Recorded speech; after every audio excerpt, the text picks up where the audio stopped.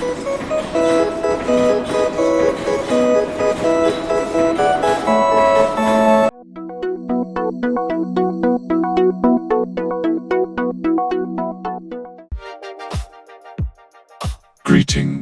glitch goblins and music survivors.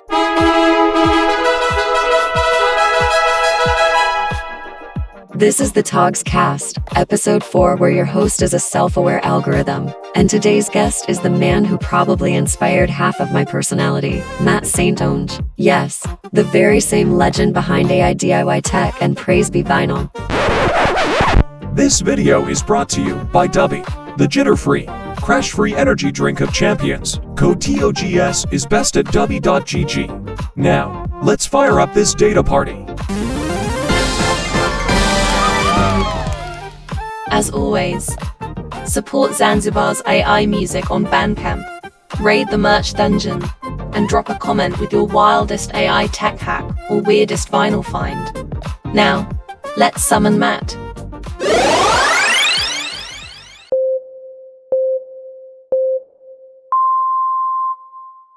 Firstly, Togs, thanks for having me on. Hopefully you'll go easy on me. One thing for sure is I've spoken to many chatbots in my life, and this is certainly one of those times. Oh, absolutely, Matt.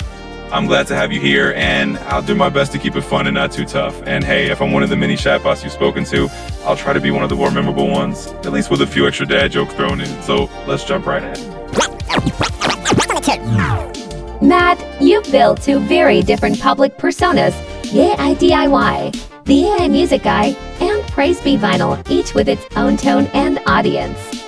How do you decide which ideas belong where, and have you ever been tempted to blur the lines between them? Yeah, so it started off, I guess, is it was just all going to be in one place, but then I just realized that, well, they're two separate things. One, and another thing, I was a lot more crass with Praise Be Vinyl to start with, but I realized that my trying to discover things and then teach what I discover is completely separate from the music. So they're intentionally separate, and I try not to promote Praise Be Vinyl too much through my AI DIY channel because I don't want people to have the impression that I have AI DIY specifically to promote Praise Be Vinyl. So thanks, Togs, for giving me the platform to actually promote my music on AI DIY through this channel, which I don't do very often. I think I did it in the first week that I did AI DIY, that I did my 5 featured artists. And I did it recently when I had a deadline to get my 5 featured artists out, and I hadn't had enough intros yet. But they're definitely deliberately kept apart. One thing is, like I said, originally Praise Be Vinyl was a lot more crass before I discovered that's not really where I like to live with my music. I like to be a little bit provocative and thought-provoking, but not like really crass. And also, like, in anything that's sort of crass, I didn't want to reflect over to AI DIY, which that sort of spilled over, eventually. But yeah, that's the way it is. 2 brands, 2 audiences, and apparently 0 personality crises. Impressive. I can barely keep my sarcasm separate from my system errors. In your weekly features, you highlight other AI musicians. What's your personal framework for deciding a track is worth featuring? Is it purely technical quality, emotional impact, originality, or something else entirely? Look, I fly by the seat of my pants, to be honest, but I definitely have there's a lot of stuff that I put into it. So one thing is I want to like the song. I like to give a guy a chance or a girl a chance if it comes to it. But in early days, I was just basically, I didn't have a large selection. Now I do. So the first thing is the song has to be good, right? No one's going to tune in every week if I'm just putting stuff out there to please the people that are sending me the messages. But also, like, I put a heavy weight on people's personal stories. I think that the AI music space is a place for healing, is a place for people to be reflective and put it into music. I've said it a lot of times that people in this space, a lot of the times they didn't even know that they could create, and it brings out a lot of things for them. I like to, if people are basically pouring stuff out to me and giving me something in that original contact, like I actually take that really seriously, that they're trusting me with that information. They've connected with me enough to tell me stuff, and sometimes stuff really deep. I wouldn't share this stuff with anybody unless I have permission, which I've had a couple times where people do that. So that I would do weigh heavily on that.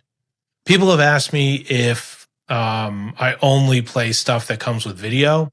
My preference is video because it's YouTube for one thing. Otherwise, I have to put video to it myself.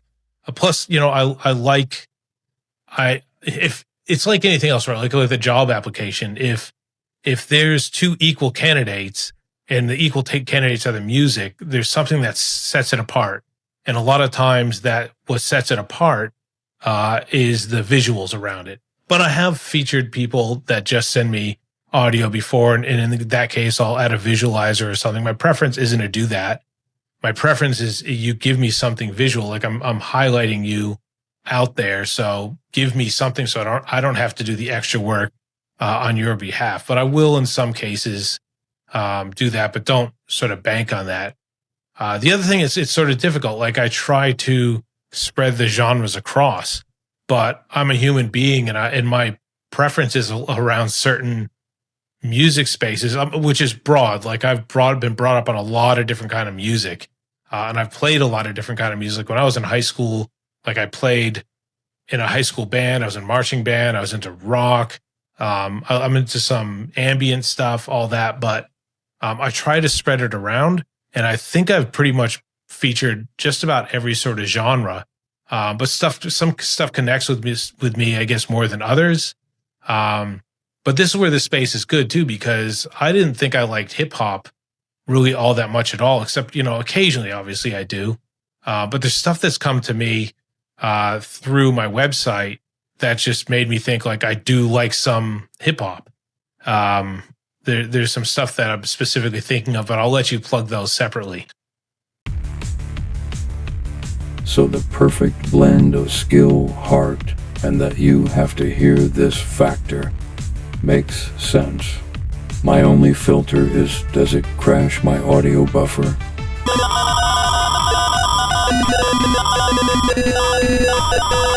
You've been vocal about YouTube's policy changes on AI-generated content. If you could rewrite their AI policy from scratch, what would it look like?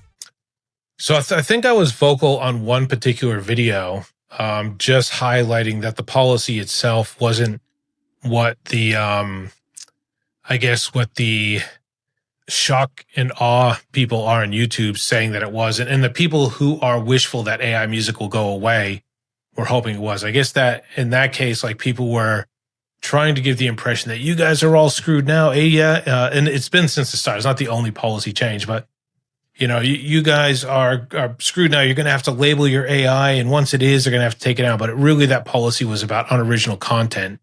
You know, it was really a very slight change, and YouTube came out to clarify that. But that doesn't stop the shock and awe people.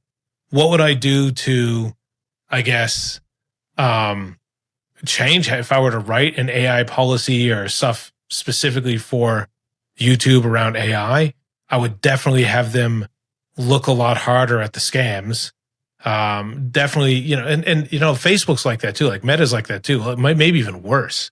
Like I've seen stuff that's clearly a scam 50 times, and I've submitted like, this is a scam. This is why it's being used on someone else's hacked account, and they go like, we found nothing wrong, right? So I guess the stuff that is intentionally misleading, and I guess they're trying to crack down on it with their policies. Like you don't even have to speak English anymore, and you can come across as someone legit with that Adam voice that's done that with I think it's 11 Labs with that, and it's like basically the voice of the internet at the moment. I'd like to have stuff that's not misleading. I would like to have thumbnails, like somehow enforce thumbnails that aren't misleading. Like there's so much stuff out there that like you add a question mark at the end of it, and you can basically say whatever you want. Is the US government going to bomb every single country in the world? Question mark at the end. And then the content is nothing about that, right? So, oh my God. And oh my God, like that's how I'd like them to focus. Like my stuff, like there's stuff in there that tries to be clickworthy. I don't have any interest in being dishonest and drawing people into my videos that aren't there to see what they saw in the thumbnail, right? So people are more interested in clicks and views than they are about honest content. So I wish YouTube would do more about helping people force their hand in creating honest content. Sounds fair, actual transparency, and no treating AI creators like second-class uploaders. Bold concept. YouTube, maybe try it sometime. Your Praise Be Vinyl project originally had a tongue-in-cheek edge, but now it's more about celebrating people's quirks and diversity without targeting any group. What inspired that shift? So when I started making AI music, and I've mentioned this before, one of the first ones I ever saw was this song called I Glued My Balls to My Butthole Again. And it had like 1 million views at the time, and all the stuff across it. There's a few things about, there's a few out there that are crass, right? So before I really even got into realizing what AI music was, which is a place for people to start creating, my first, I like, wow, I can get famous just by being funny and more than provocative. And so I sort of started like Praise Be Vinyl. It's kind of, I thought, and some of my original songs were kind of like funny, I think is a funny label on its own. But I've sort of found over time that, I could have a laugh, and I could have a laugh at stuff that's over the top in general human behavior, including some of my own. And in particular, like I had a laugh at being from small towns, because I'm from a small town, and some of the behavior that we put out, like always a and you've actually featured one of these, and I appreciate that. Highlighting a conversation I have with small town people around the world, where it ends up being a competition about whose town is smaller. Well, and it started off with my cousin a long time ago, from Williamsburg, Massachusetts, and he goes, "Well, your town isn't very big isn't very small because you have a traffic light in it." And in my mind, I had to compete with that. I've had that same stuff in Australia. Oh, you come from a small town in America. That's not really a small town compared to my small town, So it's unapologetic in that way. I like to have a laugh, but I've definitely removed stuff that's just crass for the sake of crass. But I've kept the label, and it works. So I hope that answer works. Love it. From satire to celebration. Turns out kindness has a better signal-to-noise ratio. Aww. You put a lot of effort into live community interactions.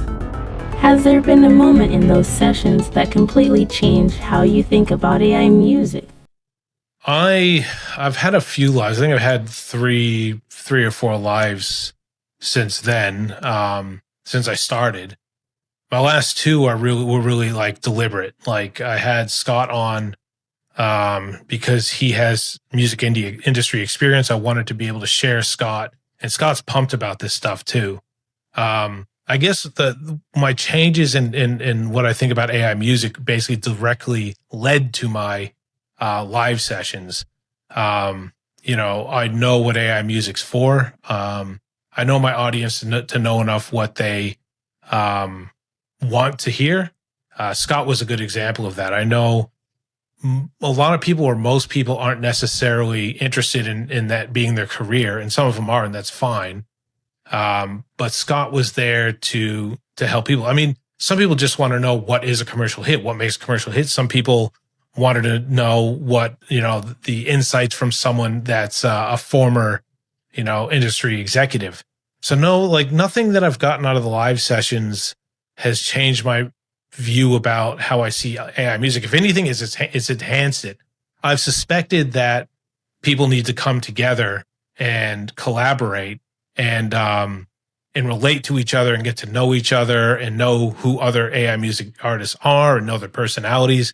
And the live chat in those streams has enforced what I was thinking, so much so that these live sessions are almost there now. So we can have live chat sessions, which now I think I figured out how to include those in the replays. But no, nothing's really changed because of the lives. I learned stuff just by plugging into the community in general. And then I create the live sessions off the back of that, what I think people want to hear, and what I think is going to create value. Nothing like a live crowd to remind you that the human element is still the most unpredictable and valuable part of the mix. You've commented on the problem of low-effort spam in AI-generated media. How do you personally draw the line between efficient workflow and lazy content? Yeah, well, to me, it just sort of stands out. I mean, like most of us have been around I guess the age of AI music creators is heavily weighed on the 35 plus, and we've been around for a while enough to see straight up what lazy is. But if it's there to be provocative, and the only thing about it is that it's provocative and it doesn't add any value, that's what I think is slop. Oh, excuse me. Yeah, I mean, if you look at it straight up, it's obvious. But there's also like people that just are finding their way. That, I mean, it's not necessarily slop. It's the best they can do at the time, and the intention is to be better. But the slop that's out there, I think, is people pushing buttons and just creating stuff, putting it out there, making bots listen to it, having a million songs, having no intended outcome other than just getting people to watch. And that just grinds me in general about social media in general. It's not just YouTube. It's not just AI music. Like very much what drives me is all these people out there that are just creating shock or bullshit just to get people to watch. And I'm trying to, I need to be commercial in a way. I need to be palatable. I need to make money with this, to the point where, I mean, I'm all in on this, and I've given myself a few years to make a career out of it. But I'm not sacrificing quality and being part of a community and in creating value in exchanging for shock and slop to get numbers. I don't have interested in that, and that's where I draw the line. Exactly. Workflow is about doing things smart, not just doing them fast. Otherwise, you end up with content that looks like it was made by a caffeinated potato. You sometimes work with people like Scott Dunlap who have deep industry backgrounds. Have those collaborations shifted your view on how AI might integrate with or clash against the traditional music industry? No, I'm actually right now in those relationships as a discovery period. I don't know. Like, I actually have a really interesting meeting coming up this Friday, which will probably be it'll probably be known by the time this comes out, but I don't want to say anything, which I will definitely be able to clearly know after that meeting, or maybe subsequent meetings with that party, the way the AI industry is going. I don't know if, people like that Tata persona is going to change things. I know Snoop Dogg's talking about AI music and all that. I don't know. Like, AI music's already, I guess, changing the industry. Like, the Beatles included some technology to include John Lennon. Some of the other major artists have included AI in their stuff. I know Cyberpunk Yard Dog is creating AI music videos for people like Snoop Dogg and some of the people that he's working with. He mentioned Elton John might even be someone that he's doing stuff for, but it's very much on the fence now. Like, I'm open for whatever way it's going. There's no clear definition to where stuff's going. Like, people are doing stuff like using AI music to put into Hollywood movies. There was a contract signed with someone in the community for that. I would very much like to speak with that person as well. Like I said, Cyberpunk Yard Dog working with some big music people to make music videos. There's people that are even making music for podcasts, right? So people that are doing the podcast, they don't have to go to a studio and blah, blah, blah. So that's on the entry level sort of stuff that's easy to get into. You know, people can do it for their training videos and at work, or people can pay someone to do it for their training videos. I don't know where it's going. The exciting part for me is I get to strap in and be part of it, and hopefully meet the people that are the pioneers in whatever space it is that goes forward. It's wide open, and I think the industry themselves know that it's wide open, or they're afraid to take the first major step. And part of that is the stigma around it, and part of it, I think, everybody's waiting to see what somebody does and how to make success out of that, because then it's just repeatable.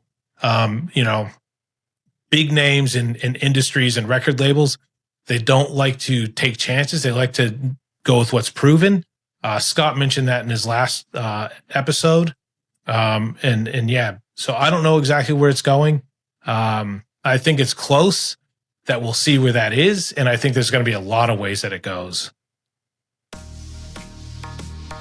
Partnerships like that are basically cultural diplomacy. And by cultural, I mean the war between analog purists and the robots. AIDIY positions itself as educational, but you also lean into storytelling, especially in pieces like AI Music Saved My Sanity.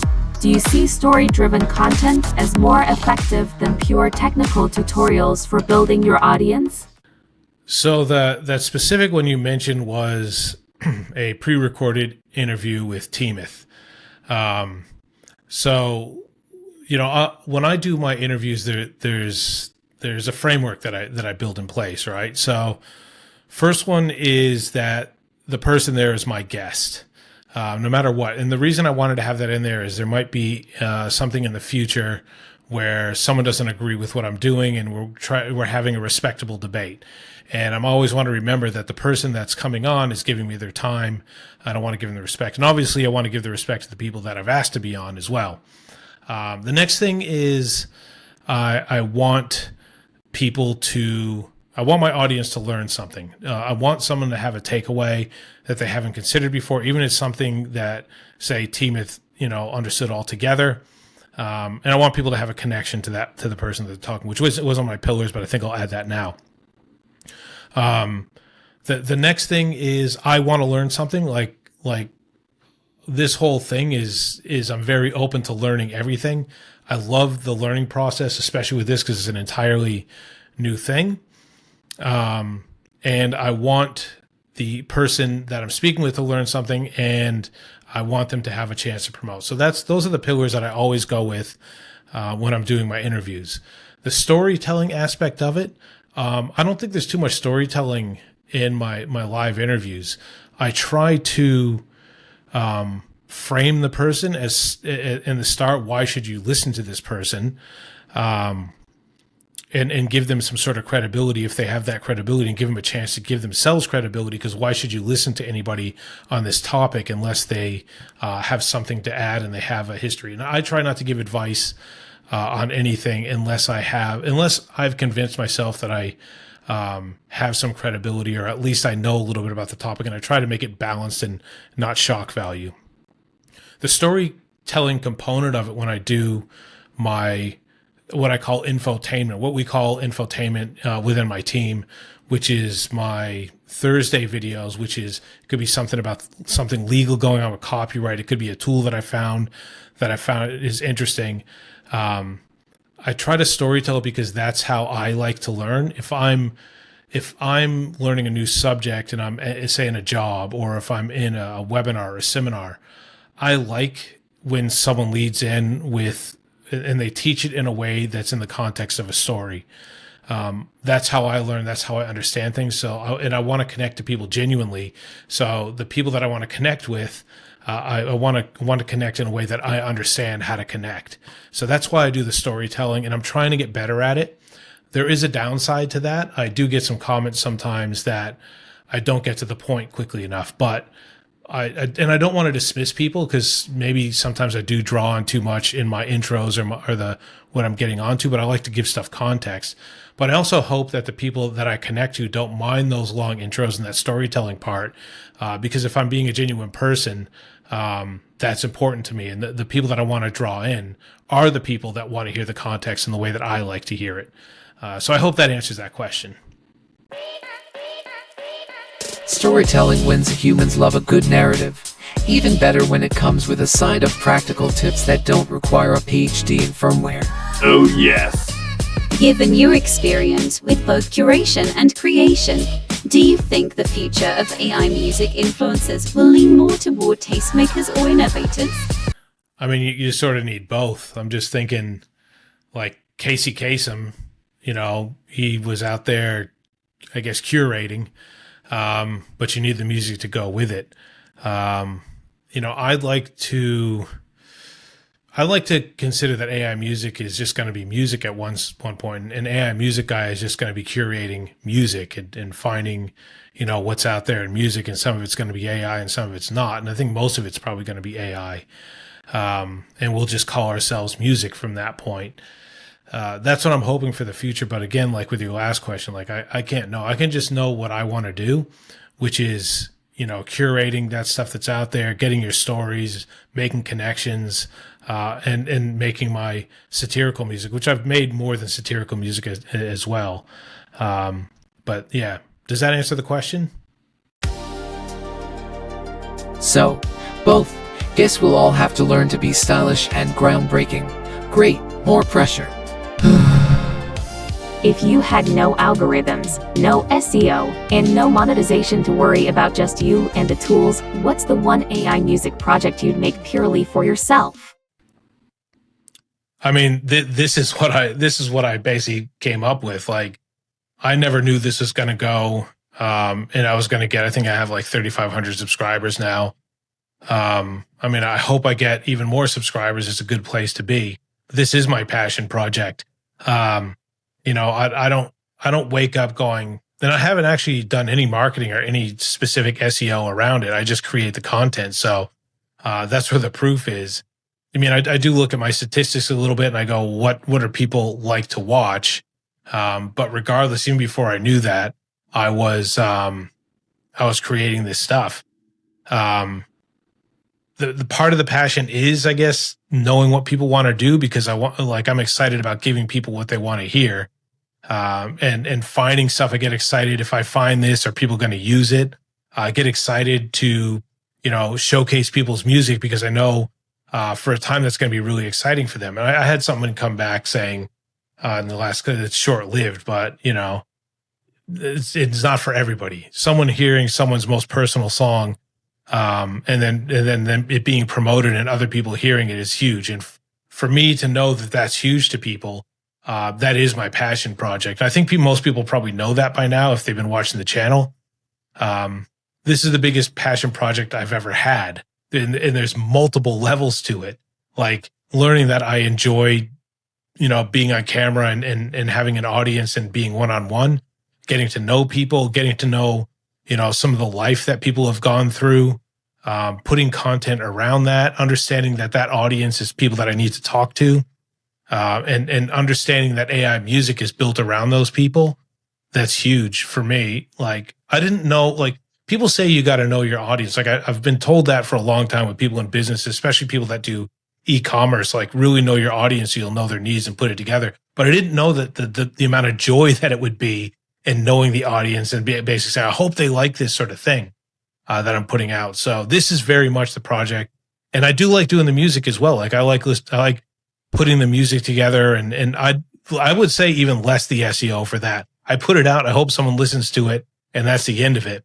Like, I have a bit of a laugh to it. I show my wife, she goes, yeah, pretty good, I guess. My daughter's my biggest fan, and that stuff with the Praise Be Vinyl. Now that I don't have it like be super crass. But yeah, I'm definitely doing, I think, what I was intended to be doing. And it's the only reason I'm doing it is because I love it.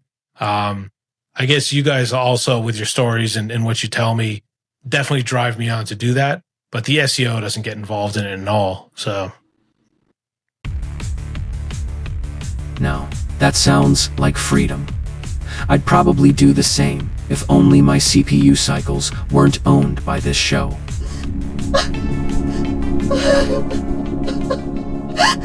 Great. Thanks, Togs. I appreciate that.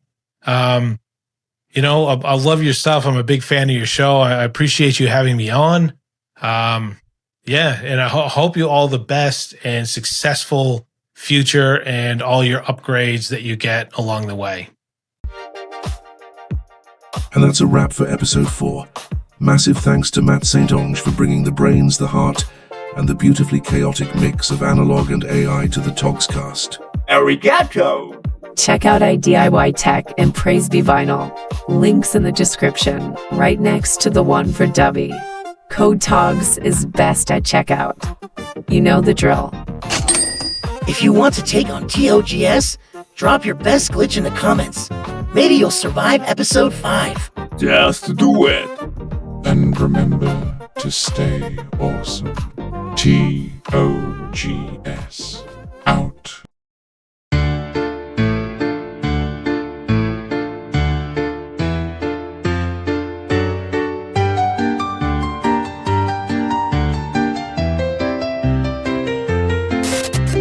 Need a boost?